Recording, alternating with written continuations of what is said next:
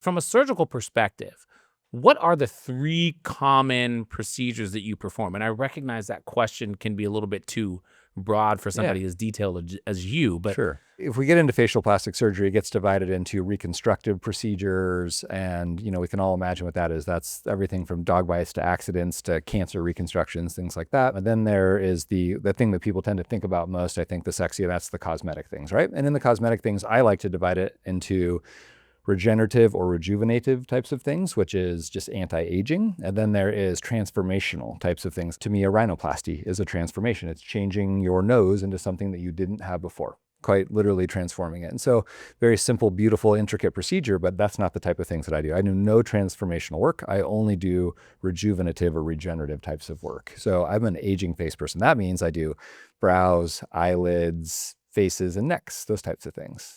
and so when you're doing those types of procedures, the types of things that you're doing, are you removing fat? Are you manipulating fat? I'm What doing a lot with fat. Yeah. Yeah.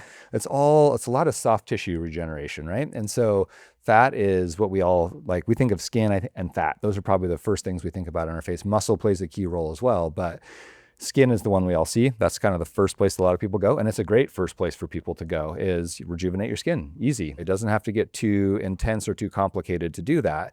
But the layer right underneath that is our fat pads. And our fat pads in our face they're beautiful. They're a mix of form and function. They give us the shapes and contours that make us youthful, but they also serve as glide planes so the muscles can slide by each other. So I think of them for what they are. They have 2 purposes: to shape and to allow a glide plane. So I don't want to disrupt those things, but I'm heavily, as you said, manipulating fat pads by adding fat to them, which I'll borrow from other parts of the body, and I'll concentrate down to the kind of high quality stem cell dense version of fat. Our fat is a beautiful source of mesenchymal stem cells, MSCs we call them. And so I use that. I leverage that to rejuvenate the face and to add volume where we've lost volume in our fat pads. And so if I were to really just Reader's Digest version, what a lot of my practice is, it is putting fat pads back where they came from. It is making sure that they are strong, structural, and appropriately volumized when I do that. So it's very simple, and I'm trying to find the least invasive ways to do those types of things.